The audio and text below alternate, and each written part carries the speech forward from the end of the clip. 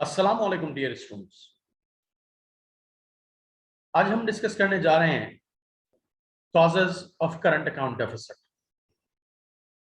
उससे पहले हमने effects of current account deficit discuss किया था।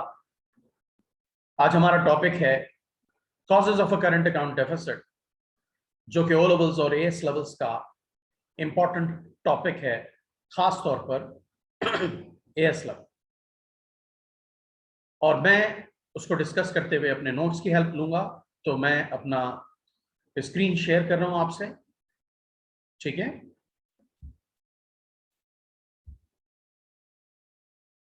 जनाब अली, आप देख सकते हैं मैं यहां हूं, मौजूद हूं पर आपके साथ।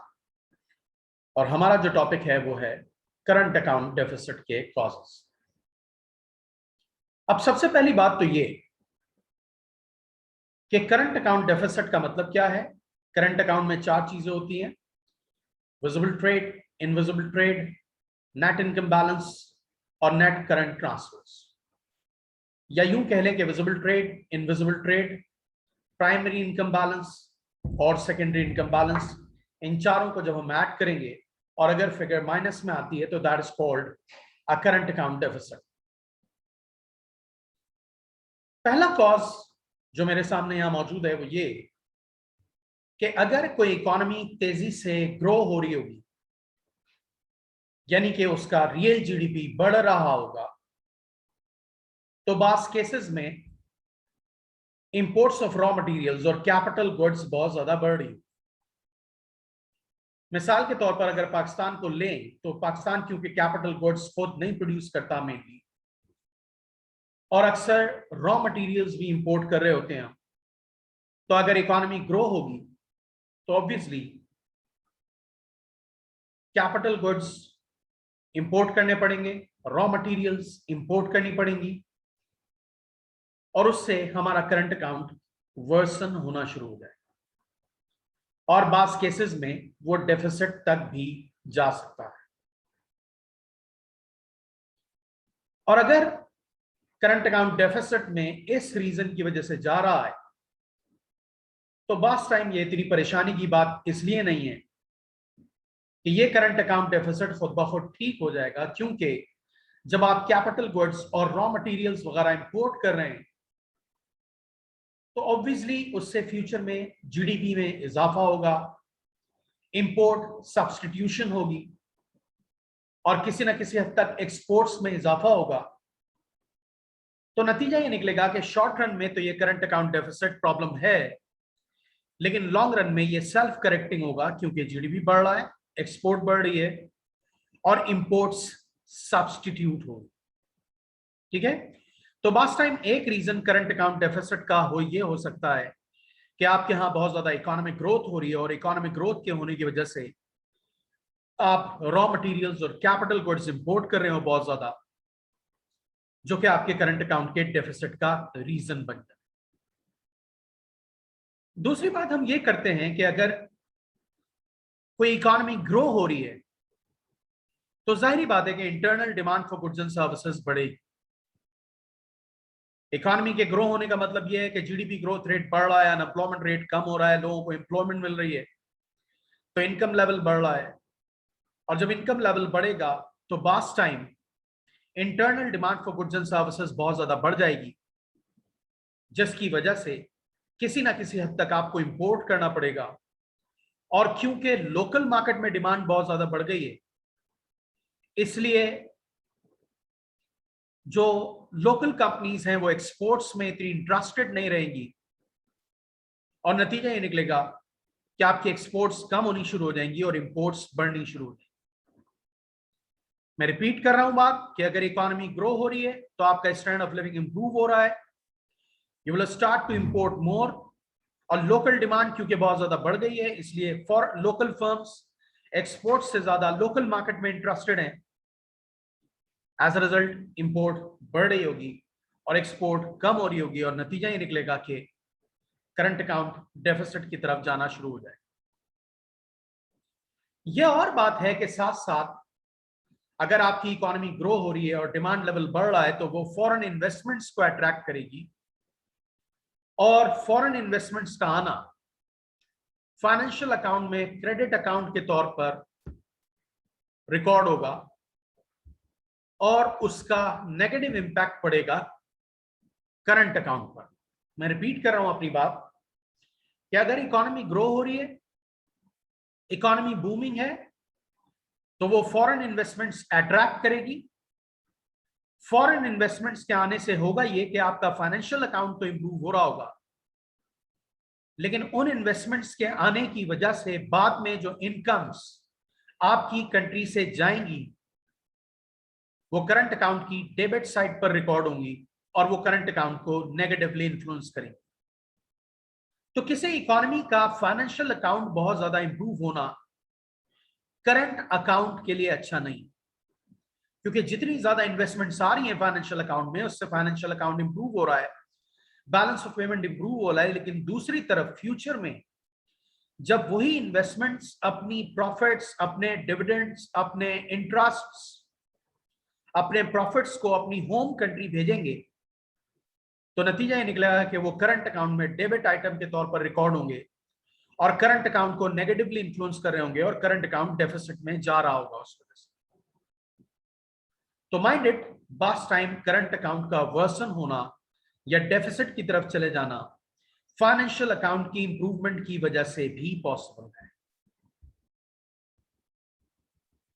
फिर उसके अलावा हम ये बात करते हैं कि अगर आपके जो ट्रेडिंग पार्टनर्स हैं उनके यहां इकोनॉमिक एक्टिविटी डिक्लाइन होती है, तो जाहिर बात है कि वो आपकी एक्सपोर्ट्स नहीं खरीदेंगे और उसकी वजह से आपका करंट अकाउंट नेगेटिवली इन्फ्लुएंस हो सकता है। मिसाल के तौर पर अगर आपके ट्रेडिंग पार्टनर के यहां रिसेशन आ गया है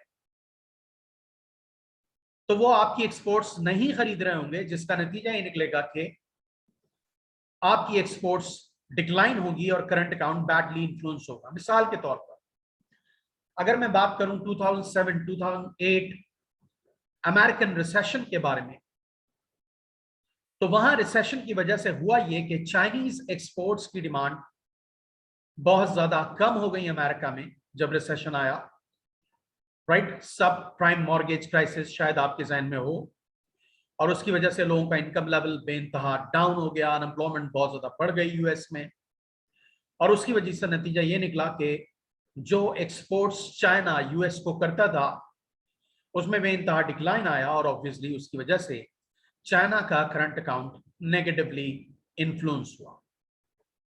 तो पता क्या चला कि जिन कंट्रीज से आप ट्रेड कर रहे हैं अगर वहां रिसेशन फेस करती हैं वो, तो ऑब्वियसली उससे आपके करंट अकाउंट पर नेगेटिव इन्फ्लुएंस आएगा, राइट। अच्छा जी, अगर अ persistent current account deficit is actually the real problem, अगर बिजनेस साइकिल के चेंजेस की वजह से करंट अकाउंट डेफिसिट हो रहा है, फॉर एग्जांपल उस इकोनॉमी में रिसेशन था, आपकी एक्सपोर्ट्स डिक्लाइन हो गई, लेकिन जैसे ही इकोनॉमी रिवाइव होगी तो ऑब्वियसली करंट अकाउंट दोबारा से इंप्रूव होना शुरू हो जाएगा। लेकिन अगर करंट अकाउंट का डेफिसिट परसिस्टेंट है तो वो वाकई प्रॉब्लम है। इसका मतलब है कुछ ना कुछ स्ट्रक्चरल प्रॉब्लम्स आपके यहां ऐसी हैं जो एड्रेस नहीं हो पा रही हैं और उसका नतीजा ये निकल रहा है कि आपकी एक्सपोर्ट्स मुसलसल डिक्लाइन हो रही हैं, इंपोर्ट्स मुसलसल बढ़ रही हैं, और नतीजा ये निकल रहा है कि आपका करंट अकाउंट डेफिसिट में जा रहा है। मिसाल के तौर पर मैं ये फर्स्ट बुलेट पढ़ रहा हूं, it may be because the exchange rate of domestic currency has been overvalued due to maintaining a fixed exchange rate system. A current account deficit leads to depreciation of the currency if the exchange rate system is floating one, which can increase the exports and reduce imports. However, if the exchange rate is packed, it won't go down and self correction would not take place. देखिए, first करें कि आपको current account deficit हुआ। Current account deficit का नतीजा ये निकलेगा कि आपकी एक्सपोर्ट्स कम होने की वजह से और इंपोर्ट्स बढ़ने की वजह से आपके यहां जो फॉरेन करेंसी आ रही थी वो कम हो जाएगी और जो जा रही थी वो बढ़ जाएगी। नतीजा ये निकलेगा कि फॉरेन करेंसी आपके यहां शॉर्ट होगी और फॉरेन करेंसी अप्रिशिएट होगी और आपकी करेंसी डिप्रिशिएट होगी। पाक रुपी पर फॉर एग्जांपल डाउनवर्ड प्रेशर आएगा अगर हमें करंट अकाउंट में डेफिसिट होगा। लेकिन अगर country fix exchange rate system adopt कर रही है तो जैसे ही पाक रुपी नीचे जाएगा गवर्नमेंट उसे वापस उसी जगह पर ले आएगी। बार बार आपको डेफिसिट हो रहा है, बार बार आपका एक्सचेंज रेट नीचे जा रहा है और बार बार आप उसे वापस ऊपर ला रहे हैं, तो इसका मतलब यह है कि आप अपनी करेंसी को ओवर वैल्यू कर रहे हैं। आपको याद होगा मैं एक वीडियो में इस बारे में बात कर चुका हूं, ओवर वैल्यूएशन और अंडर वैल्यूएशन के बारे में। तो जब आपको परसिस्टेंट डेफिसिट हो रहा है और आपका एक्सचेंज रेट पर डाउनवर्ड प्रेशर है, लेकिन आप फॉरेन करेंसी रिजर्व्स बेचकर वापस लोकल करेंसी खरीदकर लोकल करेंसी के रेट को ऊपर लेके जा रहे हैं, तो उसका नतीजा यह आएगा कि आपकी करेंसी ओवर वैल्यू हो जाएगी और आपकी करेंसी ओवर वैल्यू होने की वजह से एक्सपोर्ट्स कम होना शुरू हो जाएंगी, इंपोर्ट्स बढ़ना शुरू हो जाएंगी, क्योंकि आपकी करेंसी नीचे गई थी, वीक हो गई थी, वापस स्ट्रांग हो गई जब आपने ओवर वैल्यू कर दिया। एज अ रिजल्ट जब ओवर वैल्यू कर दिया तो लोगों के लिए आपकी करेंसी एक्सपेंसिव हो गई, एक्सपोर्ट्स गिरना शुरू हो जाएंगी और आपके लिए फॉरेन करेंसीज महंगी हो जाएंगी, इंपोर्ट्स गिरना शुरू हो जाएंगी। याद रखिए कि जब हम एक्सचेंज रेट को बहुत ज्यादा ओवर वैल्यू करते हैं तो एक्चुअली हम मसला सॉल्व नहीं कर रहे होते, हम मसला क्रिएट कर रहे होते हैं, क्योंकि जितनी ज्यादा आपकी करेंसी ओवर वैल्यू होती चली जाएगी वो एक इन्विटेशन है एक्सपोर्ट्स के गिरने का और इंपोर्ट्स के बढ़ने का, और ऐसा मुसलसल होता रहे। तो बास्ट टाइम करंट अकाउंट में डेफिसिट की एक वजह करेंसी का ओवर वैल्यू होना होता है, और इसलिए करेंसी का नीचे जाना, करेंसी का डिप्रिशिएट होना जरूरी होता है। और फिर उसमें आप हुकूमत को बुरा भला कहें कि एक्सचेंज रेट नीचे जा रहा है तो जी डॉलर बढ़ रहा है, पाक रुपी नीचे जा रही है, तो बास्ट टाइम वो इतना जस्टिफाइड नहीं है। हम गवर्नमेंट जो है और आईएमएफ जो है वो ये चाहती है कि बास्ट टाइम एक्सचेंज रेट को फ्री छोड़ा जाए ताकि वो नीचे जाए और उसकी वजह से एक्सपोर्ट्स बढ़े और इंपोर्ट्स कम हो, जो कि बास्ट टाइम हमें नहीं पसंद आ रही होती है बात। 12, दूसरा पॉइंट डिस्कस करता हूं कि अगर इन्फ्लेशन है आपके मुल्क में, बहुत ऑब्वियस और आसान बात है कि अगर महंगाई आपके यहां बढ़ती चली जा रही है तो आपके गुड्स एक्सपेंसिव होते चले जाएंगे, यानी कि आप अपना कंपैरेटिव कॉस्ट एडवांटेज लूज करते चले जाएंगे। और जब आप कंपैरेटिव कॉस्ट एडवांटेज लूज करते चले जाएंगे तो इसका मतलब यह है कि आपके प्रोडक्ट्स इंटरनेशनल मार्केट में इतने कंपैटिटिव नहीं रहेंगे और नतीजा ये निकलेगा कि एक्सपोर्ट्स गिरनी शुरू हो जाएंगी। फॉर एग्जांपल वही चीजें जो हम प्रोड्यूस कर रहे हैं वो इंडिया भी प्रोड्यूस कर रहा है, श्रीलंका भी प्रोड्यूस कर रहा है, बांग्लादेश भी प्रोड्यूस कर रहा है। तो अगर हमारे यहाँ कॉस्ट बढ़ रही है इन्फ्लेशन की वजह से तो हम हायर प्राइस पर इंटरनेशनल मार्केट में बेचेंगे और उसका नतीजा ये निकलेगा कि हमारी एक्सपोर्ट्स डिक्लाइन होना शुरू होगी। दूसरी तरफ हमारे यहाँ अगर इन्फ्लेशन है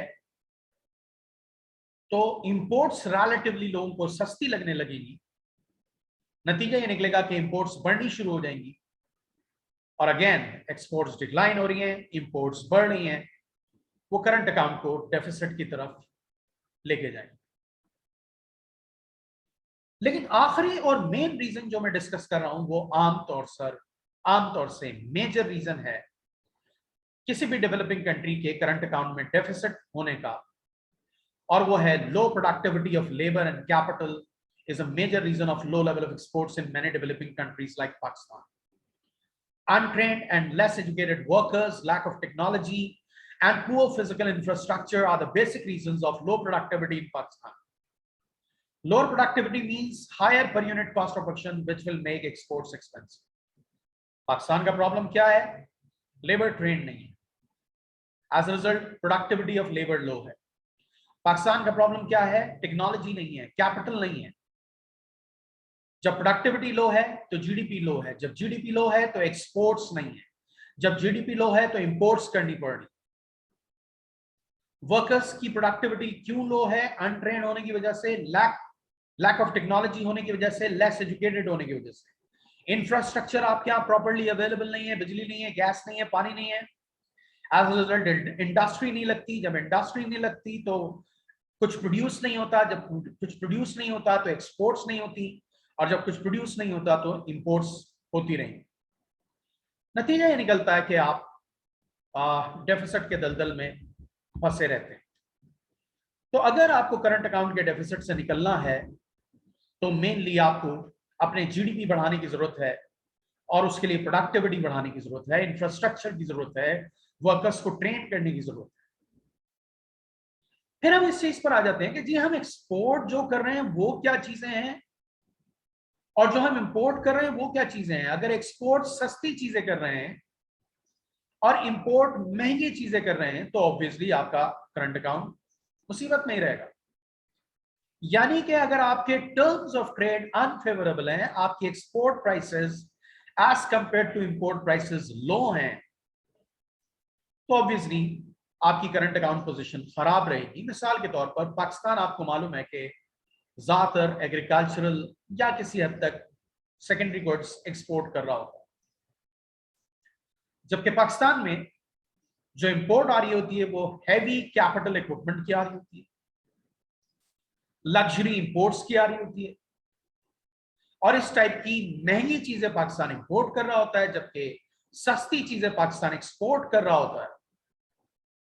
तो नतीजा ये निकलता है कि जब आप बेच सस्ती चीज रहे हैं और खरीद महंगी चीज रहे हैं, तो ऑब्वियसली उसका नतीजा ये निकलेगा कि आपका करंट अकाउंट जो है वो हमेशा परेशानी में ही रहेगा, डेफिसिट में ही रहेगा या वर्सन ही होता रहेगा। और फिर वो बात जो ऑलरेडी रिपीट कर चुका हूं, पहले भी बोल चुका हूं कि अगर आपका फाइनेंशियल अकाउंट इंप्रूव हो रहा है तो वो बहुत ज्यादा खुशी की बात नहीं है, क्योंकि लॉन्ग टर्म में वो करंट अकाउंट को नेगेटिवली इन्फ्लुएंस करेगा, क्योंकि जो भी रिटर्न्स हैं वो अपने मुल्क से वापस जा रहे हैं। A strong financial account position can sometimes be a reason of a current account deficit. More long-term or short-term investments entering into the country, the more the returns on investments will leave the country. These returns will negatively influence the current account position because they are recorded as a debit item in the current account. तो ये सारी reasons हैं, ठीक है। फिर पाकिस्तान के context में बात करें तो पाकिस्तान में टूरिज्म को इम्प्रूव किया जा सकता है, जो कि एक हमारी ऐसी इंडस्ट्री है जिसमें बहुत ज्यादा पोटेंशियल मौजूद है, लेकिन हम टूरिज्म इंडस्ट्री पर काम नहीं करते। फॉरेन टूरिस्ट हमारे यहाँ बहुत ज्यादा आ सकते हैं, लेकिन हम वहाँ काम नहीं कर रहे। हम एजुकेशन पर काम नहीं कर रहे, हम वुमेन एम्पावरमेंट पे काम नहीं कर रहे। ऑब्वियसली इसका भी कनेक्शन है, क्योंकि जब वुमेन्स पार्टिसिपेट करेंगी तो जीडीपी और ज्यादा बढ़ेगा, आउटपुट इकोनॉमी का और ज्यादा बढ़ेगा, एक्सपोर्ट्स बढ़ेंगी, इंपोर्ट्स पर रिलायंस कम होगी, लॉ एंड ऑर्डर कंडीशन का मसला है, करप्शन का मसला है। ये वो चीजें हैं जो इनडायरेक्टली आपके करंट अकाउंट को नेगेटिवली इन्फ्लुएंस कर रही है। बहरहाल जो मुझे बात करनी है वो जो बुक्स में है, जो सिलेबस के अकॉर्डिंग है, मैं उस पर रहूंगा, वरना बातें तो बहुत सारी हैं करने के लिए जो कि इनडायरेक्टली करंट अकाउंट को इन्फ्लुएंस करती हैं। लेकिन आज के लिए हम यहाँ पर रुक जाते हैं। जो सिलेबस में है, जो बुक्स में है, हम सिर्फ उस पर बात करते हैं। आई होप कि आपकी समझ में आया हो। Thank you very much. और इसको शेयर कीजिएगा प्लीज, लाइक कीजिएगा, और आपको लगता है अगर कि मैं अच्छे लेक्चर्स अपलोड कर रहा हूँ यूट्यूब पर और आपको लगता है कि ये प्रोडक्टिव हैं, तो एक्सटर्नल बेनिफिट्स के लिए इसको शेयर भी कीजिए और मेरे चैनल को सब्सक्राइब भी कीजिए, क्योंकि मैं आगे चल के और बहुत सारी अच्छी चीजें आपके लिए लेके आ रहा हूँ। Thank you very much.